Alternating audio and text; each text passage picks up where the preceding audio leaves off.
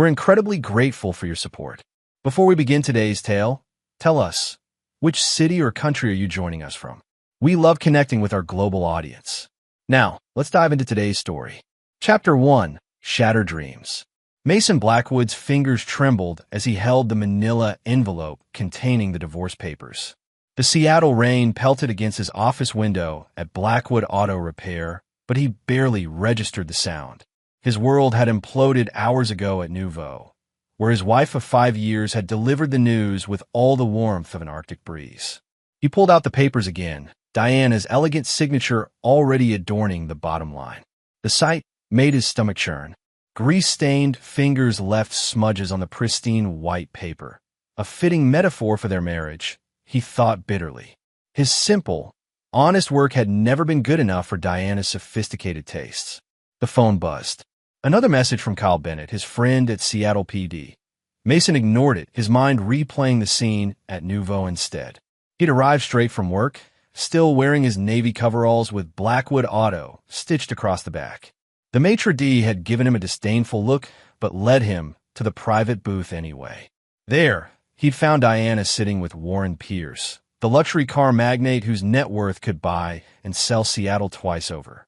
Mason, Diana's voice had been carefully modulated, practiced. She'd been wearing the pearl necklace he'd saved 6 months to buy her for their anniversary. We need to talk.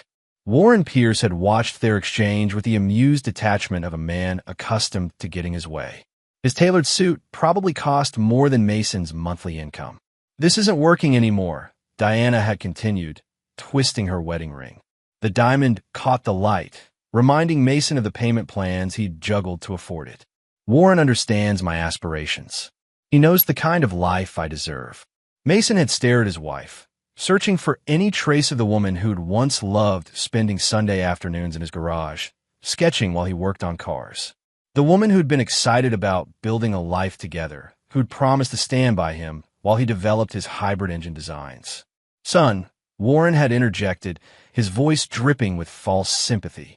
Sometimes we have to know when to let go of things beyond our station. Diana needs someone who can provide the lifestyle she deserves. Mason's phone buzzed again. This time, he picked it up. Mace, you need to see this, Kyle's text read. Coming over now. 20 minutes later, Kyle Bennett's police cruiser pulled up outside the shop. The detective looked uncomfortable as he handed Mason a thick folder. I wouldn't show you these if you weren't my friend, Kyle said, running a hand through his salt and pepper hair. But you deserve to know the truth. The folder contained surveillance photos. Diana and Warren at various restaurants over the past 6 months. Entering hotels. Shopping at exclusive boutiques. The timestamps told a story Mason hadn't wanted to believe. They've been planning this, Maze, Kyle said quietly. She was just waiting for the right moment. Mason's hand shook as he reached the last photo. It showed Diana at a luxury car dealership, handling paperwork. The date stamp was from 2 weeks ago. With growing dread, he walked to the back of his shop, where he'd kept his pride and joy, his father's vintage Mustang. The space was empty. She sold it. Mason whispered, his voice hoarse.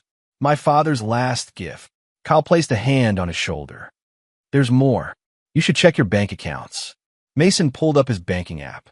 The joint accounts he'd shared with Diana had been systematically drained over the past 3 months. Their savings, their investment portfolio, even the special account he'd set up for his hybrid engine project, all empty. She can't do this, Mason said, his voice rising. That money was for our future, for the business. She had equal access to the accounts, Kyle reminded him gently.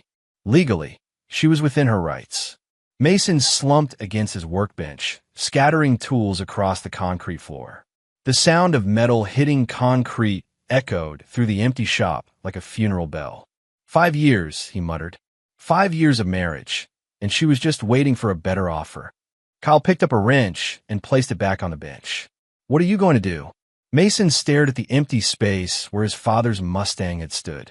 The car had been more than just a vehicle.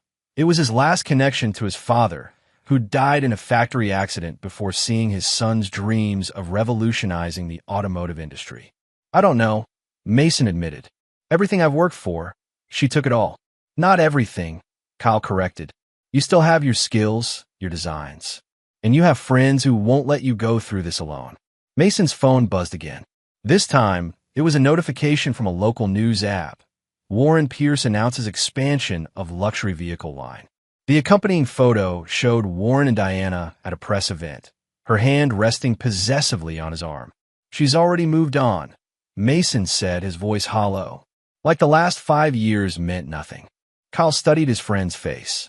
Maybe it's time you moved on too. But first, there's something else you should know. He pulled out another file. Warren Pierce isn't as clean as he appears. I've been working on a case.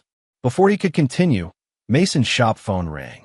The caller ID showed Diana Blackwood. Mason stared at the phone, his heart pounding. After 5 rings, it went to voicemail. Mason, Diana's voice filled the shop. I know you're there. My lawyer will be contacting you about the rest of my things. Don't make this difficult. Warren's legal team. Well, just sign the papers, okay? It's better this way. You'll see that eventually. The message ended. Mason looked at the divorce papers on his bench, then at the surveillance photos scattered across the floor. You're right, he told Kyle. Tell me everything you know about Warren Pierce. In the distance, a police siren wailed, its mournful sound mixing with the rain. Mason Blackwood stood in his empty shop, surrounded by the wreckage of his marriage, and felt something shift inside him. The pain was still there, but something else was taking root, at the determination that would soon reshape the Seattle business world. Kyle opened the file and began to speak, unaware that he was helping to set in motion a chain of events that would destroy one of Seattle's most powerful men. Chapter 2. The Rise. The neon sign of O'Malley's bar cast a sickly green glow across Mason's untouched whiskey. 3 weeks had passed since Diana's betrayal, and he'd spent most evenings here, nursing drinks and ignoring concerned looks from Mike, the bartender. You're my spot. Mason looked up to find a woman in a crumpled business suit glaring at him. Her lab coat was draped over one arm, and her ID badge identified her as Dr. Sarah Chun, lead researcher at TechCore Industries. There's plenty of other seats, Mason muttered. Not like this one. Sarah slid onto the stool next to him. Perfect angle to watch the game while ignoring whatever crisis drove you here. Mason studied her profile. Rough day, try rough year. She signaled Mike for a drink. Spent 18 months developing a new battery technology. My corporate overlords just shelved it because it might hurt their existing product line. That caught Mason's attention. Battery technology? Sarah took a long sip of her martini. Could revolutionize electric vehicles. Charge times reduced to minutes instead of hours. But apparently, innovation is too risky for TechCore's shareholders. Mason pulled out his phone, opening a folder of technical drawings. What do you know about hybrid engines? Sarah's eyes widened as she scrolled through the designs. This is impressive. The integration system is unlike anything I've seen. Who designed these? I did. Mason watched her expression carefully. Been working on it for years, between repair jobs. You're an engineer? Mechanic. But I put myself through night school, got my degree while running my shop. Sarah handed back the phone, a thoughtful expression on her face. Your battery housing design needs work. But the core concept, that could change everything. Mason felt a spark of the passion that had driven him before Diana's betrayal. The housing was always the weak point. If I had access to better materials, I might know someone who could help with that. Sarah pulled out a business card, scribbling a number on the back. My father. He has connections in the materials science field. I can't afford. Stop. Sarah held up a hand. I'm not talking about money. I'm talking about partnership. Your engine designs, my battery technology. We could build something together. Mason hesitated. I don't have startup capital. My wife, my ex-wife, she took everything. Mason, a booming voice interrupted them. Rafael Rafe Martinez, Mason's college roommate turned investment banker, pushed through the crowd. Finally found you, brother. Carmen's been worried sick. Sarah raised an eyebrow. Friend of yours? Best man at my wedding, Mason explained. Rafe, this is Dr. Sarah Chun. We were just discussing a business proposition. Rafe's eyes lit up. Business? What kind of business? Over the next hour, they talked possibilities. Rafe's expertise in finance added a practical framework to their technical dreams. By closing time, BlackTech Automotive had been born, at least in concept. It's risky, Rafe admitted as they left the bar. But I know people who invest in high-risk, high-reward ventures. Let me make some calls. Why would you do this? Mason asked. Your career. Because your family, Rafe said simply. And because Carmen would kill me if I didn't help. Come over for dinner tomorrow. No arguments. The next evening, Mason found himself in the Martinez's cozy apartment. Carmen, Rafe's wife, wrapped him in a fierce hug. You look terrible, she declared, leading him to the dining room. When was the last time you ate a proper meal? Over Carmen's legendary paella, they refined their plans. As a social worker, Carmen brought a unique perspective to their discussion. If you're building a company, she insisted, build it right. Worker welfare programs, family support systems. Show them you care about more than profits. She's right, Sarah added. I've seen what corporate greed does to innovation. We need to be different. The conversation was interrupted by Mason's phone. A news alert about Warren Pierce's latest acquisition caught his eye.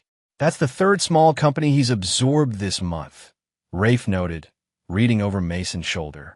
Hostile takeover specialist. He finds promising businesses, then either buys them out or crushes them. Like he did with my marriage, Mason said bitterly. Carmen squeezed his hand. Then build something he can't crush. Something that will make him regret ever underestimating you. Their first breakthrough came faster than expected. Sarah's battery design, combined with Mason's engine innovations, produced results that exceeded their projections.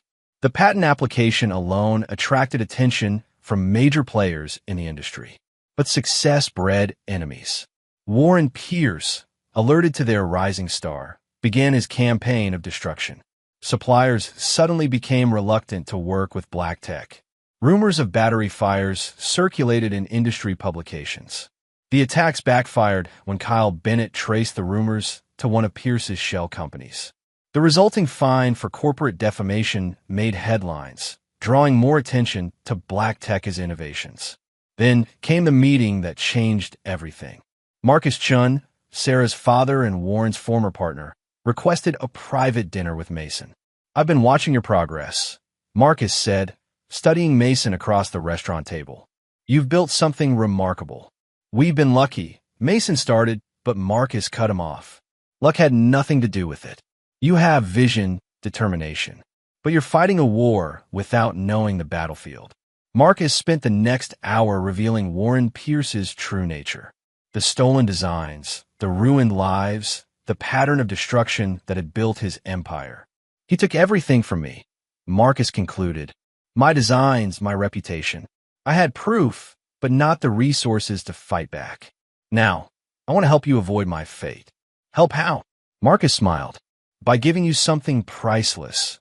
Detailed knowledge of Warren's operations, his weaknesses, his pressure points. Information I've spent years gathering. Why now? Because you've shown you can build something worthwhile. And because my daughter believes in you. Marcus leaned forward. Warren Pierce destroyed my legacy. Help me return the favor. Mason stared at the elaborate diagram Marcus had drawn on a napkin, showing Warren's business connections and vulnerabilities. When do we start?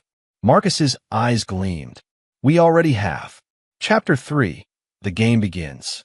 The Seattle Technology Conference buzzed with activity, but Mason's attention was fixed on one person, a young woman studying BlackTech's display with unusual intensity. Something about her posture, her calculated observation, set off warning bells. Impressive technology, she said when he approached. Your charging system could revolutionize the industry. Assuming my father doesn't destroy it first. Mason tensed. Your father? Warren Pierce. She extended her hand. Sophia Reynolds. I changed my name when I was 18. Rather not be associated with him. Mason studied her face, noting the subtle resemblances to Warren. Why are you here? Because I've spent years watching him destroy people's lives. Sophia's voice carried years of suppressed anger. He did the same to my mother when I was 12. Used her, discarded her, then crushed her attempts to start over. They moved to a quieter corner of the conference hall. Sophia revealed Warren's pattern. Identifying promising businesses, then systematically destroying them through a combination of corporate tactics and personal manipulation. The wives and daughters are his favorite targets, Sophia explained. He sees them as accessories to be acquired. Your ex-wife Diana? She's just the latest in a long line. Mason's phone buzzed with a text from Jessica Winters, the private investigator he'd hired on Marcus Chen's recommendation. Found something big. Meeting needed. I have to go, Mason told Sophia. But I'd like to continue this conversation. I'll be in touch, Sophia promised. Just remember, with my father, everything is personal. He doesn't just want to win. He wants to break people. Jessica was waiting in a private room at the conference center, her laptop open to a complex diagram of shell companies. Your friend Marcus was right, she said without preamble. Warren Pierce is vulnerable. I've uncovered a network of shell companies he uses to hide assets and avoid taxes. She pulled up documents showing a pattern of suspicious transactions. But that's not the biggest find. I've identified other victims, 3 ex-wives and numerous ruined business owners across the country. They're all willing to talk. Good work. Mason scrolled through the files. What about Diana? Jessica's expression softened slightly. She's discovering that her perfect new life isn't so perfect. Warren controls everything. Her clothes, her friends, her schedule. The art curator position she wanted? He shut that down immediately. She's meant to be an ornament, nothing more. Mason remembered Diana's passion for art, her dreams of running her own gallery. She tried contacting old friends? Karma Martinez blocked her number. Jessica confirmed. Most of your old social circle has chosen sides. They remember how she behaved during the divorce. Their discussion was interrupted by another text, this time from Sarah Chun. Emergency. Pierce Motors just announced competing charging technology. Mason smiled. Right on schedule. The Seattle Automotive Innovation Summit became the perfect stage for Mason's first major move. BlackTech unveiled their revolutionary charging network concept, demonstrating how it could make electric vehicles practical for long-distance travel. Warren Pierce, watching from the audience, publicly dismissed the technology as fantasy. But Marcus Chen's industry contacts reported that Pierce Motors' R&D department had been ordered to develop competing technology immediately. Then came Mason's masterstroke. Through Marcus's connections, he hired Laura Kincaid, Warren's former R&D director. She'd quit after being passed over for promotion in favor of Warren's golf buddy. He'll regret that decision, Laura said during her first meeting with the BlackTech team. She spread out detailed documents showing Pierce Motors' technical limitations and future plans. They're at least 2 years behind in key areas. And with the patents you've secured. The culmination of Act 1's opening moves came when Warren requested a meeting to discuss potential collaboration. Mason chose to host the meeting in his newly renovated office, the transformed garage where he'd once worked on cars while Diana complained about their lifestyle. Warren arrived 15 minutes early, likely expecting to throw Mason off balance. Instead, he found Mason calmly reviewing technical specifications with Sarah Chun and Laura Kincaid. Quite a change from your mechanic's shop, Warren observed, his practiced smile failing to hide his discomfort at being in Mason's territory. Mason gestured to the sleek conference room, where his father's tools had been artfully incorporated into the modern design. I believe in remembering where we came from. Please have a seat. Laura's presence clearly rattled Warren. His eyes kept darting to his former R&D director as she efficiently presented BlackTech as technical advantages. Your charging network patents, Warren finally said, cutting through the presentation. We could make a mutually beneficial arrangement. Like the arrangements you made with Marcus Chun? Mason asked quietly. Or perhaps like your arrangement with my ex-wife? Warren's facade cracked slightly. That's ancient history. Business is business. Exactly, Mason agreed. And our business isn't for sale. But thank you for confirming our patents are as valuable as we thought. The meeting ended abruptly when Sarah announced that BlackTech had just secured exclusive rights to a revolutionary battery component. One Pierce Motors had been negotiating for months. As Warren stormed out, Mason noticed a text from Jessica Winters. Diana spotted at 3 art galleries today. All turned her away. She's getting desperate. He's scared. Laura observed after Warren left. I've never seen him like that. Good, Mason replied, studying the Seattle skyline from his office window. Because we're just getting started. The view reminded him of darker days, standing in his old garage, watching Diana drive away in Warren's luxury car. Now, he stood in a different position, with a team of brilliant minds and a clear path to justice. Sarah touched his arm gently. The board meeting is in an hour. Ready to announce our expansion plans? Mason nodded, turning away from the window. The first phase of his plan was complete. He'd built something Warren couldn't simply crush or buy. Now came the real challenge, systematically dismantling the empire Warren Pierce had built on stolen dreams and broken lives. Let's give them something to talk about, he said, picking up his presentation folder. Inside were the final pieces of Act 1 strategy, patents, innovations, and partnerships that would force Warren to play defense for the first time in his career. As Mason headed to the boardroom, surrounded by his loyal team, he felt a sense of purpose he'd lost during those rain-soaked days of betrayal. Diana had chosen her path, trading love for luxury. Warren had chosen his, building an empire on others' destruction. Now it was Mason's turn to make choices, and his would shake Seattle's business world to its core. Chapter 4. Countermoves. Trevor Nash adjusted his Italian silk tie as he strode into Warren Pierce's office.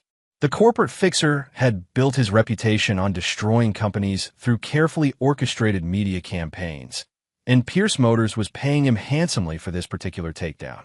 Tell me you have something, Warren demanded, not looking up from his computer screen. Better than something. Nash placed a tablet on Warren's desk. We've identified a vulnerability in BlackTech's battery design. Under extreme conditions, there's a minimal risk of thermal events. Warren finally looked up, his eyes gleaming. Minimal risk? Technically, their safety margins exceed industry standards, Nash admitted. But public perception is everything. I've already planted the seeds with key tech journalists. Make it happen faster, Warren snapped. Mason Blackwood's little startup is costing me contracts. Nash studied his client's face, noting the signs of strain around his eyes. Warren Pierce wasn't used to being on the defensive, and it showed. The media campaign launched the next morning. Headlines questioned BlackTech's safety testing protocols. Anonymous industry experts raised concerns about the company's rapid expansion. Mason's response caught them both off guard. Instead of issuing defensive statements, BlackTech released comprehensive safety test results, showing standards far exceeding anything in the industry. Laura Kincaid, their R&D director, went public with documented evidence of safety issues Pierce Motors had covered up in their latest luxury model. Sir, Warren's secretary interrupted his rage-filled meeting with Nash. The National Transportation Safety Board is on line 1. They're asking about the safety concerns Ms. Kincaid raised. Warren hurled his coffee mug against the wall. Get our lawyers and find out who leaked those documents to Kincaid. Nash watched the chaos unfold with growing unease. His usual tactics weren't working against BlackTech's transparency approach. Worse, the investigation into Pierce Motors' safety records was gaining momentum. In Seattle's social circles, Diana Pierce attempted damage control. She gave an exclusive interview to Seattle Society magazine, painting Mason as an obsessed ex-husband who couldn't move on. Warren gave me the confidence to break free, Diana told the interviewer, showcasing her new diamond bracelet.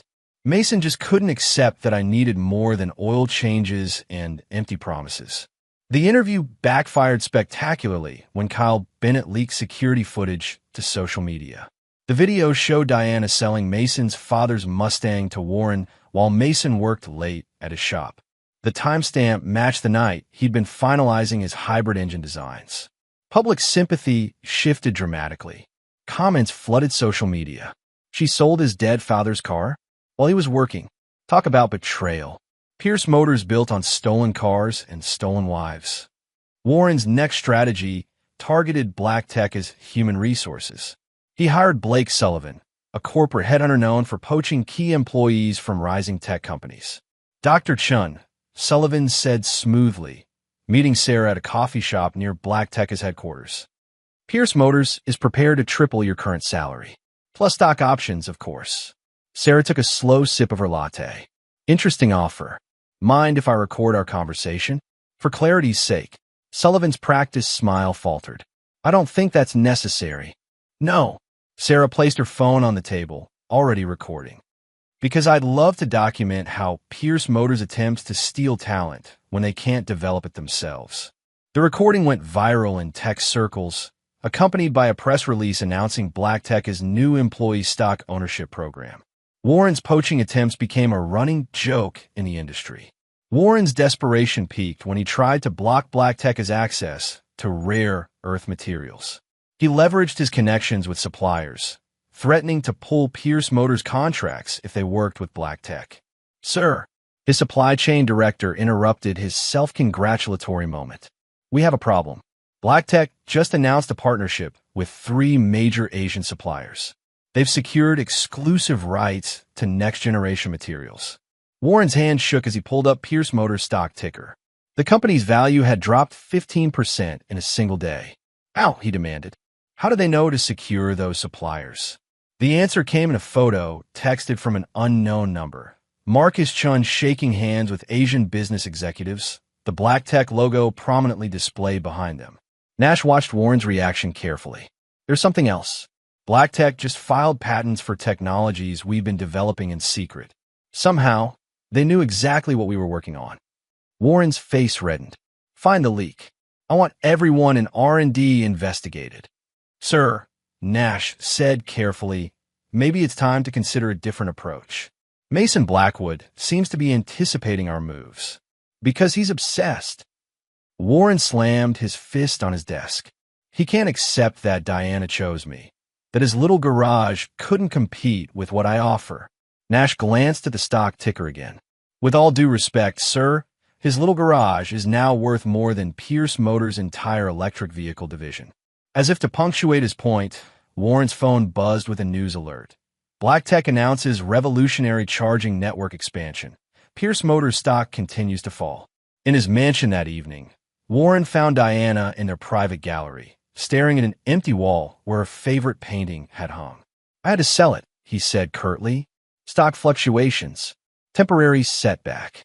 Diana touched the wall's bare space. Like you sold Mason's Mustang? Warren grabbed her arm.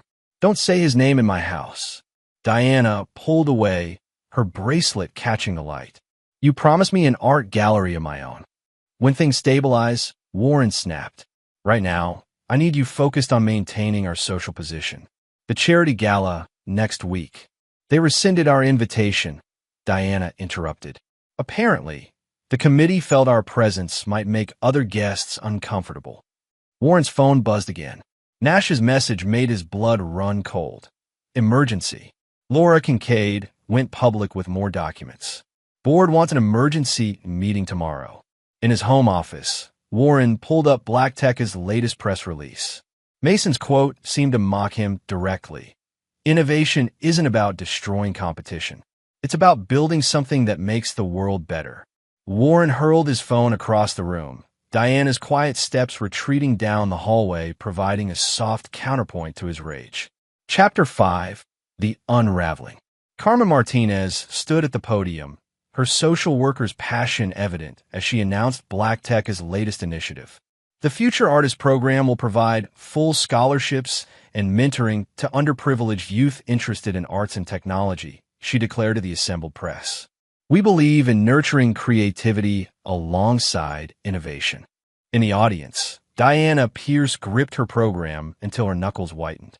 The art world had been her sanctuary, her dream of becoming a curator predating her marriage to Mason.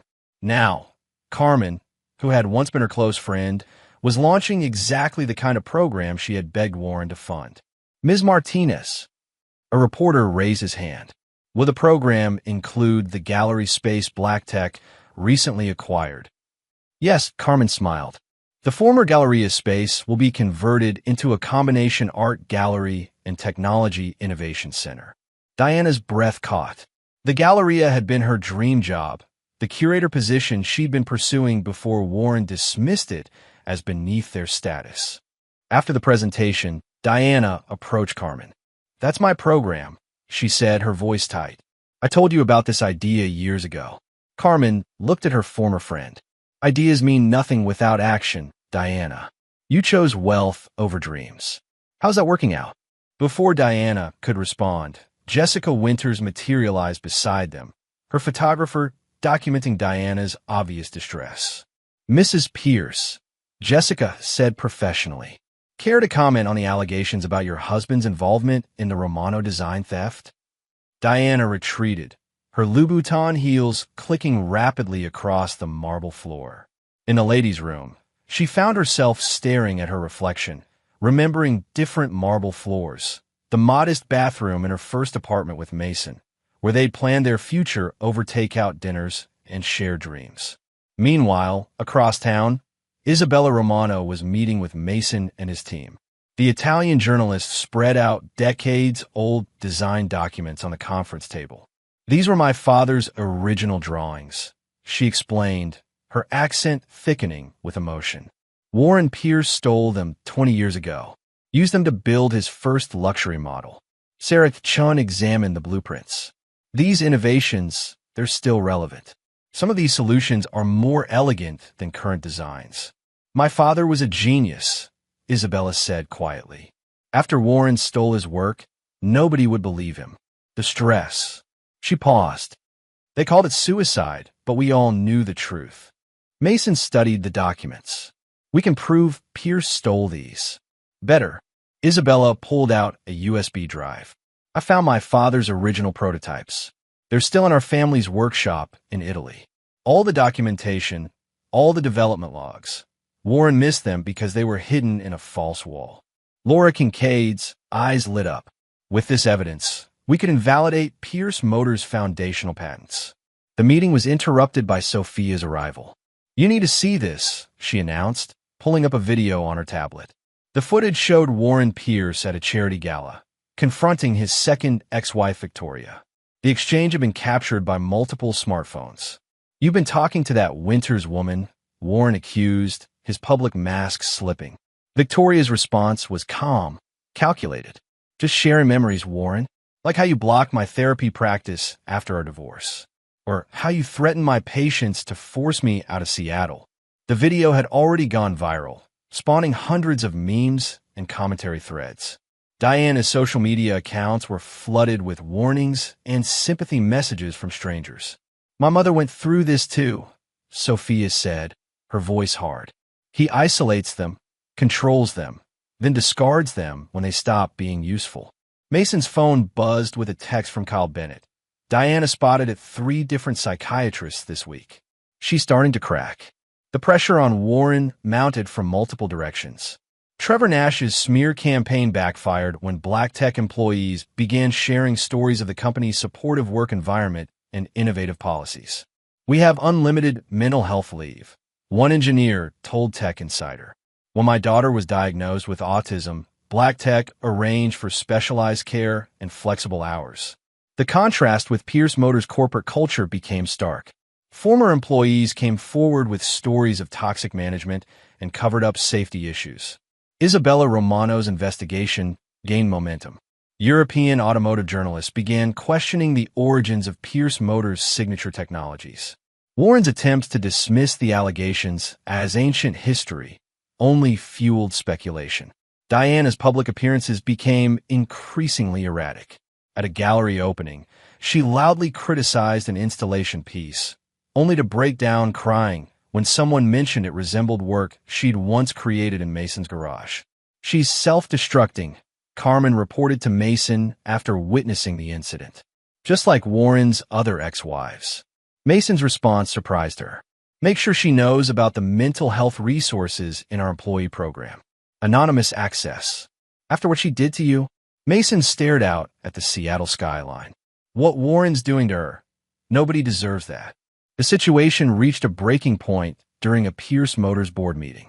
When a director suggested exploring a partnership with Black Tech to salvage their position, Warren snapped. Partnership? He knocked over his water glass. They're thieves. They've stolen our innovations, our contracts, our innovations. The director raised an eyebrow. Like the Romano designs you stole? Warren lunged across the table. Security footage of the altercation leaked within hours, accompanied by statements from shocked board members. In his office that evening, Mason received an unexpected call. Diana's number appeared on his screen for the first time since the divorce. Mason, her voice was barely a whisper. I need help. Before he could respond, Warren's voice bellowed in the background. The call disconnected. Mason stared at his phone, then pressed a button. Kyle, I need you to check on Diana. Something's wrong. The chapter ended with twin developments. Warren discovering his private art collection had been seized as collateral for mounting legal fees, and Diana learning that her access to their joint accounts had been restricted, a cruel mirror of what she had once done to Mason. Chapter 6. The Pressure Points. Rafe Martinez adjusted his tie as he entered the offices of Pierce Motors' largest creditor. The banker's smile held a predatory edge as he shook hands with the loan committee. Gentlemen, he began, I'm here to discuss some concerning patterns in Pierce Motors' financial reports. Back at Black Tech headquarters, Mason watched the financial markets react. Warren's carefully constructed house of cards began to wobble as creditors discovered the creative accounting that had hidden massive losses.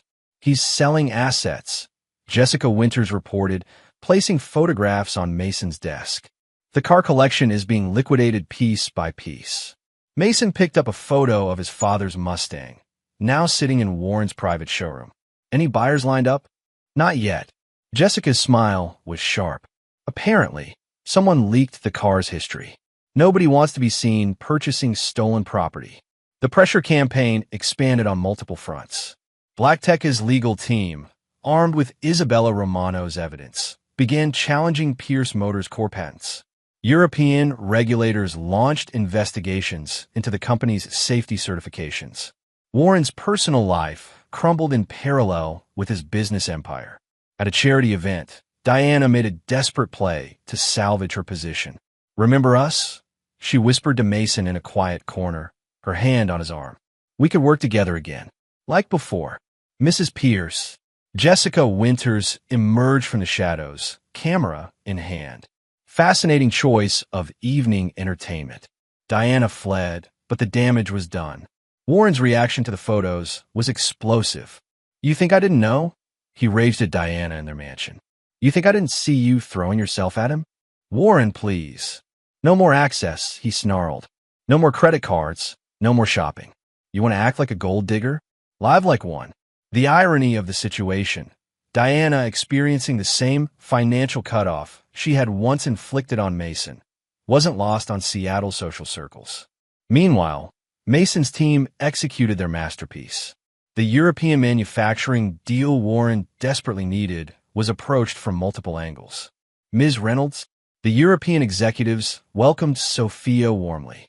Your analysis of the American market is impressive. Sophia, her connection to Warren's still secret, dismantled Pierce Motors' proposal point by point. Her intimate knowledge of her father's business practices proved devastating. Their financial projections assumed continued access to patented technologies, she explained. Technologies they may lose rights to very soon. The executives exchanged worried glances. One pulled up recent news about the Romano patent challenges on his tablet. Trevor Nash watched these developments with growing concern. His own position had become untenable as Warren's behavior became more erratic. Then Mason made his move. Mr. Nash. Mason's voice on the phone was calm. I understand your son's treatment center is struggling with insurance approvals. Nash froze. How did you? Black Tech's employee healthcare program includes comprehensive coverage for autism spectrum disorders. No questions asked, no approval delays. The choice was clear. Nash provided detailed evidence of Warren's corporate espionage attempts, including recorded conversations and email trails. Warren's last alliance crumbled during the shareholders' meeting. Mason's presentation was meticulous, documenting decades of corruption and stolen innovations. This company was built on theft, Mason concluded. From Marcus Chun, from Antonio Romano, from countless others whose dreams Warren Pierce stole. Warren's eruption became instant media fodder. As security dragged him away from Mason, smartphones captured his incoherent threats and accusations. Diana, watching from the audience, saw her carefully constructed world dissolve. Her attempts to approach Mason afterward were blocked by Sarah Chun and Carmen Martinez. "You chose your side," Carmen reminded her. "Now you get to watch from the outside, just like Mason once did." But Mason's true masterstroke remained hidden. Through shell companies and quiet investigations, his team had discovered Warren's systematic embezzlement from Pierce Motors' pension fund. Rather than expose this immediately, Mason began buying up the troubled assets, positioning Black Tech to become the savior of thousands of retirement accounts, while ensuring Warren would face criminal charges for his actions. The act concluded with Warren alone in his office, staring at his empire's collapse. On his desk, divorce papers waited for Diana's signature, a mirror of the scene that had started it all in Mason's garage. Outside, Mason's position had transformed from victim to victor. His team gathered in Black Tech's conference room, reviewing the final stages of Act 2 strategy. "The pension fund evidence is irrefutable," Rafe reported, spreading documents across the table. Warren diverted millions into personal accounts through a complex network of offshore entities. Sarah Chun studied the financial diagrams. "How many employees are affected?" "Thousands," Rafe replied. "Lifetime savings, retirement plans, all at risk because of his greed." Mason absorbed this information, remembering his own father's years of factory work. "What's the timeline for acquiring the troubled assets?" "We can move within days," Rafe confirmed. "The paperwork is ready. Once we secure the pension fund assets, Warren's criminal actions become impossible to hide." Laura Kincaid entered the room, her expression grim. "Pierce Motors' board is an emergency session. They're discussing a vote of no confidence." "Perfect timing," Jessica Winters added, joining them. Victoria's revelations about Warren's past behavior have gone viral. 3 more ex-business partners have come forward with similar stories. Kyle Bennett's text message completed the picture. Diana spotted meeting with divorce attorneys. She's finally making her move. Mason stood at the conference room window, watching Seattle's tech district bustle below. The same streets where he'd once worked as a struggling mechanic now housed his expanding empire. Behind him, his team, friends who'd become family, waited for his next decision. "Initiate the pension fund acquisition," he instructed Rafe. "But keep our involvement quiet for now. When the employees learn their retirement savings are at risk, they should see Black Tech as their salvation, not their adversary." Carmen Martinez nodded approvingly. "We'll announce expanded retirement benefits for all Black Tech employees tomorrow." The contrast with Pierce Motors' situation will be impossible to ignore. The meeting concluded with each team member knowing their role in the endgame.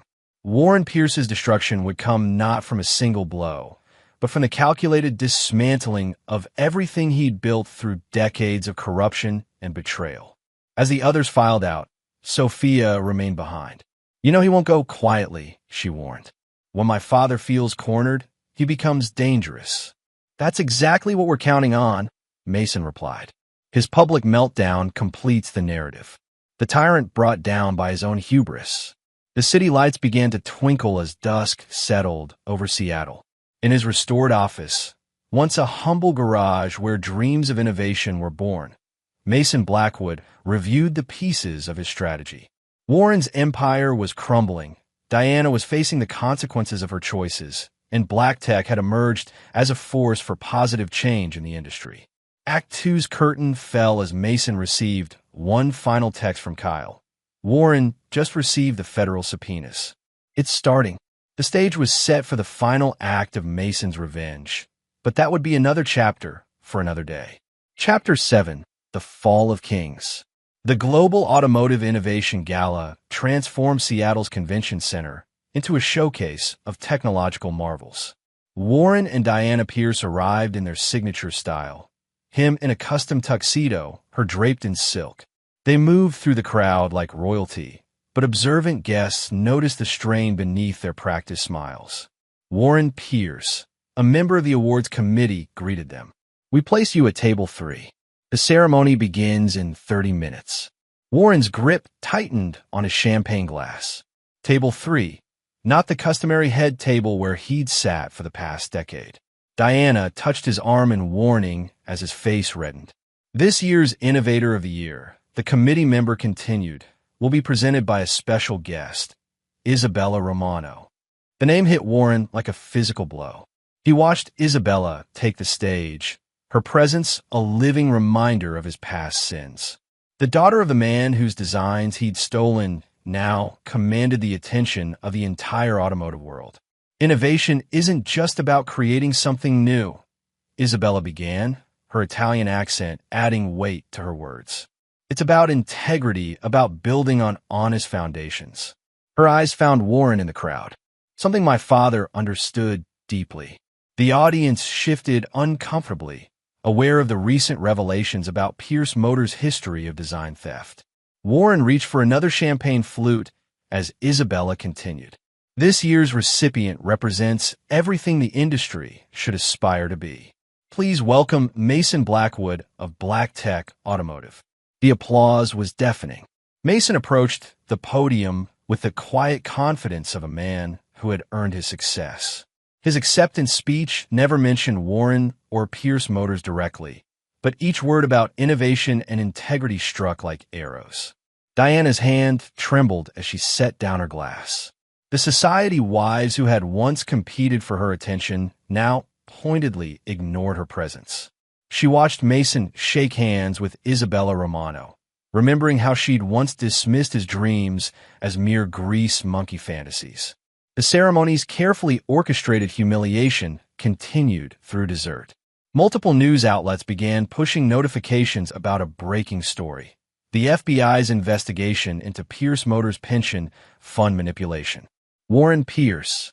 Reporters materialized around their table, phones recording. Any comment on the federal investigation into missing pension funds? Diana saw something snap in Warren's eyes. He surged to his feet, but before he could speak, federal agents appeared with search warrants. "Mr. Pierce, we need you to come with us," the lead agent announced, loud enough for nearby tables to hear. "We have some questions about certain financial transactions." Victoria, Warren's second ex-wife, chose this moment to approach Diana. Her expression carried perfectly calculated sympathy. "Oh, darling," Victoria said, her voice carrying to nearby tables. "I know exactly what you're going through. The first federal investigation is always the hardest." Diana stared at her untouched creme brulee, remembering another dessert. The simple tiramisu she and Mason had shared on their first anniversary, planning their future in their tiny apartment. She'd traded that honest love for luxury, and now both were slipping through her fingers. Mason's team watched the scene unfold from their table. Sarah Chun leaned close to him, speaking softly. "The pension fund evidence being delivered to prosecutors as we speak," Mason confirmed. Rafe handled the timing perfectly. Jessica Winters appeared beside them, showing Mason her phone. "You want to see this?" Diana's social media accounts are imploding. Society wives unfollowing her en masse. "The network effect is fascinating," Carmen Martinez observed. The same social connections that elevated her are now orchestrating her fall. The gala's climax arrived with Mason's announcement of Black Tech's latest triumph, a nationwide network of solar-powered charging stations that would revolutionize electric vehicle infrastructure. The project's scale and innovation made Pierce Motors' recent initiatives look primitive by comparison. Warren, still dealing with federal agents, watched helplessly as investors who had once courted his favor now clustered around Mason. The stock trading apps on guest phones showed Pierce Motors' value plummeting in real time. Trevor Nash, Warren's former fixer, approached Mason's table. "Mr. Blackwood." "A moment." Mason nodded to his security team, allowing Nash to sit. The man looked uncomfortable in his expensive suit, his usual smoothness replaced by genuine concern. "The evidence I provided," Nash began. "Warren knows it came from me. He's threatening to reveal certain information about board members." "Let him," Mason replied calmly. "We've documented everything since you joined our side. His threats will only add witness intimidation to his charges." As if on cue, Warren's voice rose above the crowd.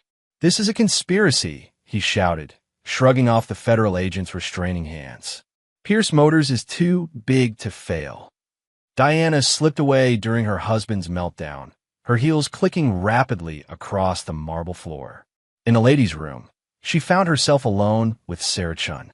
"Don't," Sarah said simply, blocking Diana's attempt to leave. "Whatever you're thinking of saying to Mason, don't." "You don't understand," Diana began. "Actually, I do." Sarah's voice was calm but firm. "You saw the tide turning and thought you could switch sides again. But this isn't about sides anymore. This is about justice." Back in the main hall, Warren's public meltdown reached its peak.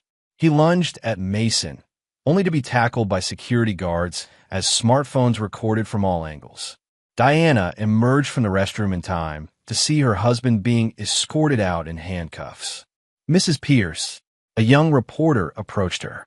"Would you like to comment on your involvement in the sale of stolen automotive designs to Pierce Motors during your previous marriage?" Diana's perfect mask cracked.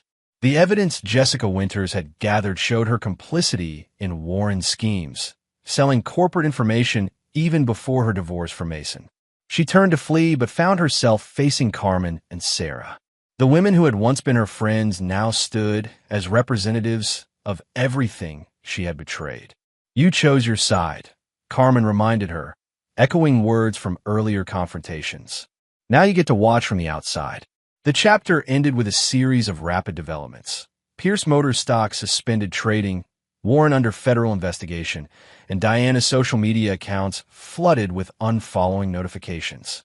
The king and queen of Seattle's business world had fallen, their crown shattered by the very man they had once dismissed as beneath their station. Chapter 8. Sweet Revenge. Rafe Martinez straightened his tie as he entered the Pierce Motors emergency board meeting. Through a complex web of shell companies, Black Tech had quietly acquired a controlling interest in their rival company. Today was the reveal. "Gentlemen," Rafe addressed the anxious board members. "In light of recent events, we need to discuss changes in leadership." The boardroom's tension ratcheted higher as Sophia entered. She wore a sharp business suit and a confident smile that suddenly seemed very familiar to the men who had known her father. "Allow me to properly introduce myself," she began. "My name is Sophia Pierce Reynolds. Some of you knew my father well." The revelation hit the board like a thunderbolt. Warren's daughter, whom he had effectively erased from the company's history, now stood before them with detailed documentation of his mismanagement. Over the past decade, Sophia continued, displaying charts and financial records, Pierce Motors has systematically destroyed innovation in favor of theft and market manipulation. My presentation today outlines the path forward. In another part of the city, Diana faced her own reckoning. Her attempt to salvage her position through an offer to testify against Warren backfired spectacularly when Mason's lawyers presented evidence of her own complicity. "Mrs. Pierce," Mason's lead attorney explained, sliding documents across the table, "we have proof you sold confidential information to Warren during your marriage to Mr. Blackwood. This includes technical specifications, client lists, and prototype designs." Diana's expensive makeup couldn't hide her pallor. "I didn't understand what I was giving him." "The timestamps on these emails suggest otherwise," the lawyer countered. "You actively sought out specific documents Warren requested." The evidence destroyed Diana's remaining credibility. The society blogs that had once chronicled her rise now gleefully documented her fall, complete with screenshots of her desperate attempts to maintain connections with Seattle's elite. Meanwhile, Dr. Sarah Chen's team chose this moment to announce their latest breakthrough. The new battery technology made Black Tech's systems even more efficient, pushing the company's stock to record highs, while Pierce Motors' value continued to plummet. Laura Kincaid, orchestrating from her position as Black Tech's Chief Innovation Officer, launched the final phase of their talent acquisition strategy. She had spent months identifying Pierce Motors' most valuable engineers and designers. "Your skills are wasted here," she told a group of senior engineers. Black Tech offers not just better pay, but the chance to work on genuine innovation. No more copying designs, no more cutting corners on safety. The exodus began immediately. Entire development teams resigned en masse, their departure coordinated for maximum impact. Warren, under house arrest and stripped of his executive authority, could only watch through news reports as his company's intellectual capital walked away. Mason's revenge plan revealed its true sophistication in the details. Each move had been calculated not just to destroy Warren's empire, but to rebuild something better in its place. The pension fund acquisition is complete, Rafe reported during a late-night strategy session. We've secured the retirement savings of thousands of employees. And the Romano family? Mason asked. Isabella has agreed to join our European advisory board, Sarah confirmed. Her father's designs will finally benefit their rightful owners. The transformation of Pierce Motors began with Sophia's appointment as CEO of the newly renamed Legacy Motors. The subsidiary would focus on converting classic luxury cars to electric power, combining automotive heritage with cutting-edge technology. Our first project, Sophia announced to enthusiastic media coverage, will be this 1967 Mustang. The car in question, Mason's father's restored vehicle, stood gleaming on the presentation stage, symbolizing the bridge between past and future. Marcus Chun, watching from the audience, nodded in approval. His years of gathering evidence against Warren had finally borne fruit, helping to dismantle the empire built on stolen innovations. Warren's attempts to fight back grew increasingly desperate. His threats to reveal compromising information about board members fizzled when Trevor Nash's evidence showed a pattern of witness intimidation stretching back decades. Diana discovered the full extent of her isolation when she attempted to access their joint accounts. Warren had moved everything into his name months ago, leaving her with nothing but expensive habits and a ruined reputation. Victoria, proving that revenge was a dish best served cold, organized a society-wide boycott of Diana's attempt to auction her wardrobe. The same luxury items that had once symbolized her rise now became emblems of her fall.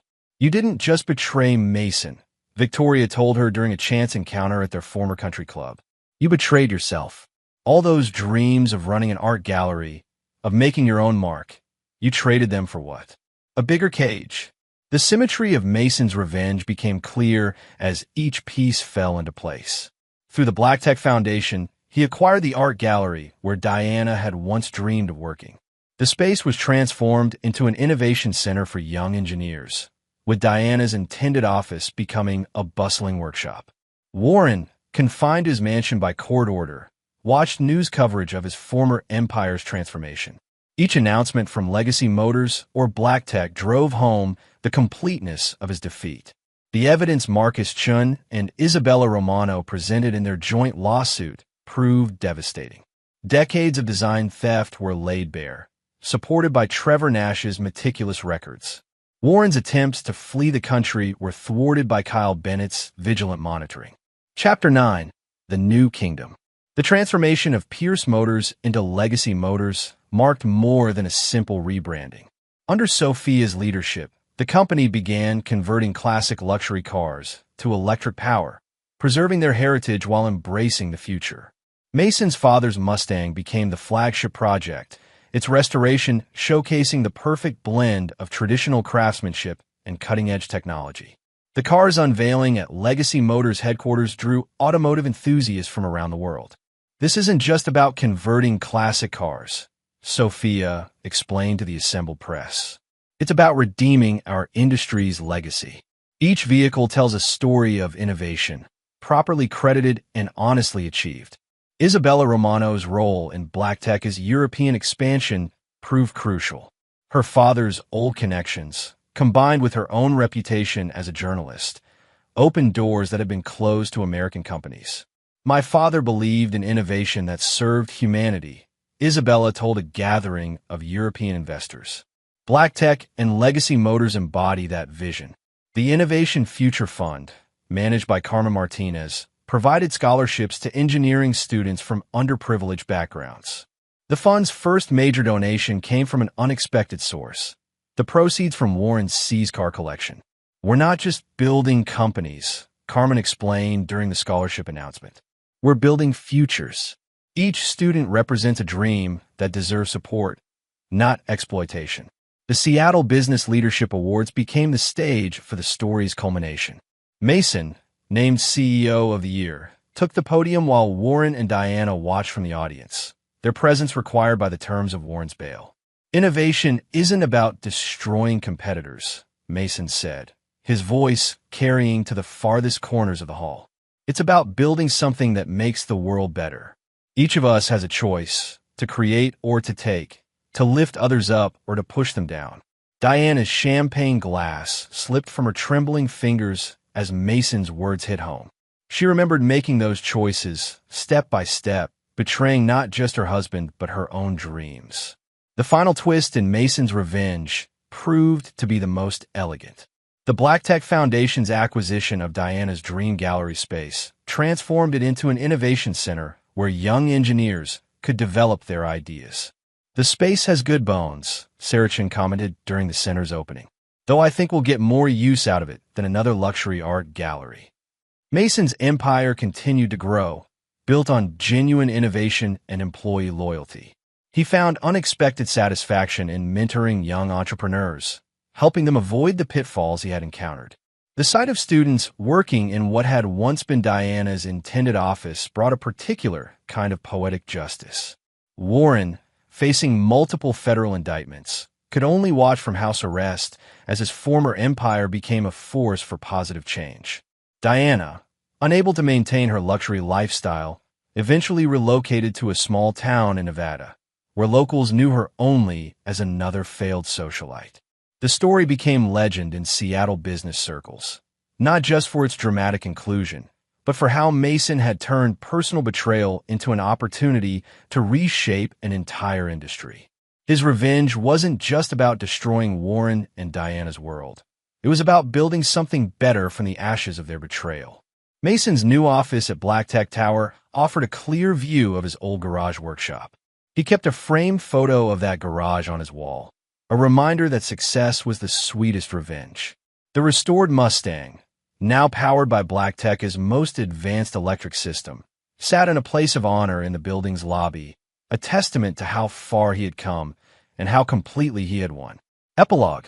5 years later. The Seattle skyline had changed dramatically in the 5 years since Warren Pierce's downfall. The Black Tech Tower now dominated the tech district, its solar-powered facade and charging stations serving as a testament to Mason Blackwood's vision of sustainable innovation. Inside his office, Mason reviewed the latest quarterly reports with Sarah Chun, now Black Tech's Chief Technology Officer.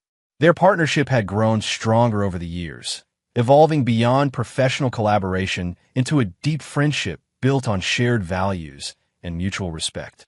"The new battery plant in Arizona is ahead of schedule," Sarah reported, pulling up holographic projections. "Your father would have loved seeing his engine designs powering an entire generation of vehicles." Mason touched the framed photo on his desk, his father standing proudly beside the Mustang that had become a symbol of their company's transformation. The car itself, now a fully electric classic, still held its place of honor in the lobby, inspiring visitors with its blend of heritage and innovation. Speaking of transformation, Sarah continued, Sophia's latest project at Legacy Motors is making waves. She's partnered with Isabella Romano to restore her father's original prototype using our newest technology. Legacy Motors had flourished under Sophia Pierce Reynolds' leadership. The company specialized in converting classic luxury vehicles to electric power, preserving their historical significance while eliminating their environmental impact. Warren's former showroom had been transformed into an interactive museum, documenting the true history of automotive innovation. Isabella sent these yesterday, Mason said, showing Sarah photos of the Romano prototype restoration. They found more of her father's original designs hidden in their family workshop. The integration possibilities with our current systems are remarkable. The Romano family's redemption had become a cornerstone of Black Tech's European presence. Isabella's father's innovations, finally credited properly, had inspired a new generation of designers. The Romano Scholarship, funded by Black Tech, sent promising young engineers to study in Italy each year. A knock at the door interrupted their discussion. Carmen Martinez entered, carrying a tablet displaying the latest Initiative Future Fund statistics. "You'll want to see this," she said, her eyes bright with excitement. The first class of scholarship recipients is graduating next month. 87% already have job offers, most in sustainable technology fields. The fund, which had started with the proceeds from Warren's C-SCAR collection, had grown into one of the largest private STEM education initiatives in the country. Carmen's leadership had transformed it from a simple scholarship program into a comprehensive support system for underprivileged students. "How's the new mental health program working out?" Mason asked, remembering the dark days after Diana's betrayal. "Better than expected," Carmen replied. "Having counselors who understand the unique pressures of innovation and entrepreneurship has made a huge difference. Even some of our competitors are adopting similar programs." Rafe Martinez joined them, looking more relaxed than he had during the intense days of their revenge plan. His risk in supporting Black Tech early days had paid off beyond anyone's expectations. "Just finished a call with our Asian partners," he announced. Marcus Chin's connections continue to pay dividends. The new supply chain network is revolutionizing how we source materials. Marcus Chun had become a key figure in Black Tech's international expansion. His experience and connections, combined with the company's ethical business practices, had created a model for sustainable global partnerships. Laura Kincaid called earlier, Rafe added. "The R&D department's latest project is ready for review. They're calling it Project Phoenix, something about rising from ashes." Laura's transformation of Black Tech's research division had attracted top talent from around the world. The exodus she had orchestrated from Pierce Motors years ago had evolved into a brain trust that consistently pushed the boundaries of innovation. Kyle Bennett, now retired from the Seattle PD and heading Black Tech's security division, appeared in the doorway. "Thought you might want to see this," he said, holding up his phone. "Just came across the wire." The news article detailed Warren Pierce's failed appeal of his federal conviction. After years of legal battles, he remained under house arrest in a modest apartment, a far cry from his former mansion. His attempts to rebuild his reputation had consistently failed as more evidence of his past crimes emerged. Victoria sent this, Kyle continued, showing them another article. This one featured Diana, looking considerably older, teaching art at a small community college in Nevada. Apparently, she's finally found her calling. Small classes, modest lifestyle, but she's actually creating something of her own. Mason studied the photo thoughtfully. The bitterness he'd once felt had faded, replaced by a quiet satisfaction that justice had been served, not through destruction alone, but through creation and growth. Jessica Winters, whose investigative skills had been crucial to exposing Warren's crimes, had parlayed her experience into a successful consulting firm. She specialized in corporate transparency and ethics, using Black Tech as a case study in how companies could succeed through innovation rather than exploitation.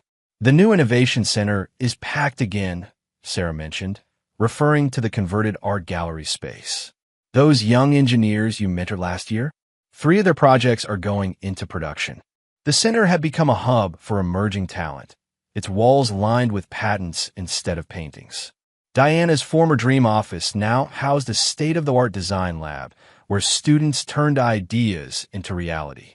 Trevor Nash had found redemption through his work with Black Tech's healthcare initiative.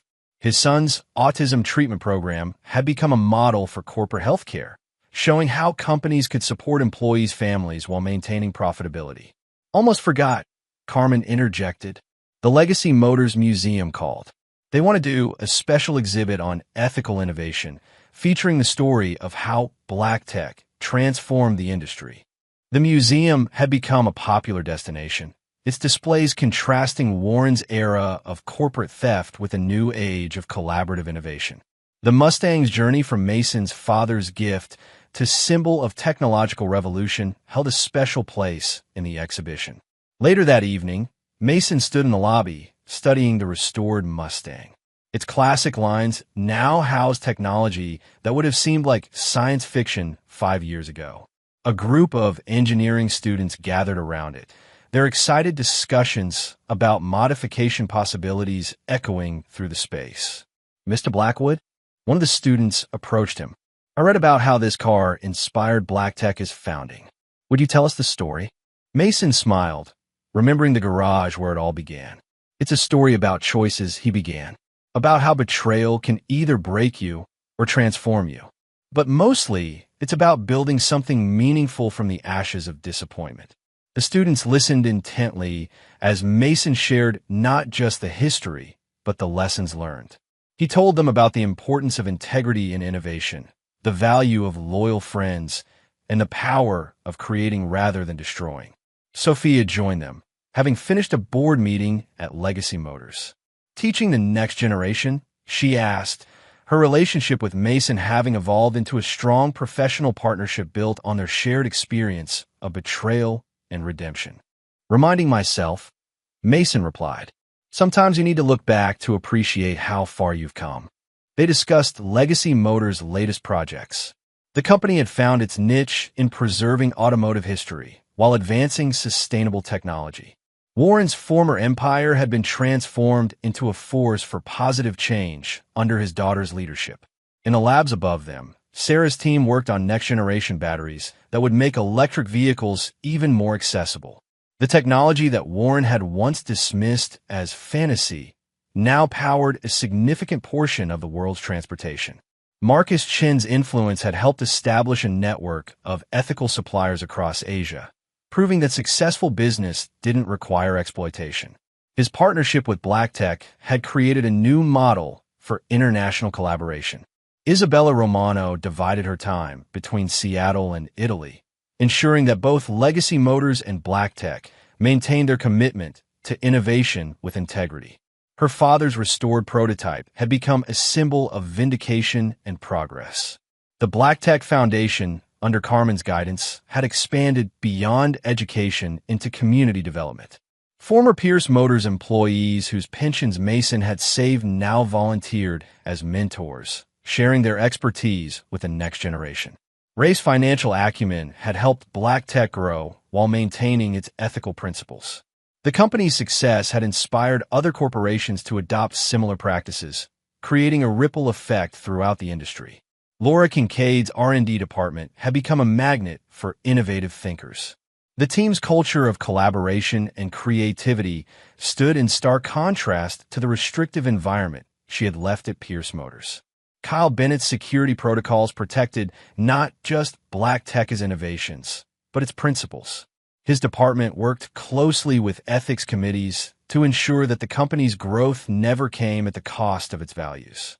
Jessica Winters continued to investigate corporate misconduct, but now focused on prevention rather than exposure. Her firm's partnership with Black Tech helped other companies implement transparent business practices. Trevor Nash had found purpose in developing corporate wellness programs, turning his experience with his son's care into a model for supporting employees' families. The program he created at Black Tech had been adopted by companies worldwide. As the sun set over Seattle, its rays reflecting off Black Tech Tower's solar panels, Mason reflected on the journey that had brought them here. The betrayal that could have destroyed him had instead inspired the creation of something remarkable. The garage where he had once worked on his father's Mustang was now a historical landmark, preserved as a reminder that great achievements often start in humble places. The tools he had used still hung on the walls, maintained as carefully as the high-tech equipment that surrounded them. In the years since Warren's fall, Mason had discovered that true success wasn't measured in revenge achieved, but in lives improved. Black Tech's innovations had created jobs, funded education, and advanced sustainable technology. The company had become what he had always dreamed of building, a force for positive change in the world. Diana's art classes in Nevada had given her something she had never found in luxury: genuine purpose. Her student success brought her a satisfaction that clothes and society parties never had. The small gallery where she showcased student work meant more than the elaborate spaces she had once coveted. Warren, confined to his modest apartment, had become a case study in business ethics courses. His fall served as a warning about the consequences of choosing exploitation over innovation. The empire he had built through theft had been transformed into something he had never understood: a legacy of genuine creation. The evening ended with Mason in his office, adding another photo to his wall. This one showed the first graduating class of Initiative Future Fund scholars, their faces bright with possibility. Beside his father's picture, it represented the continuation of a dream, not of revenge, but of building something meaningful.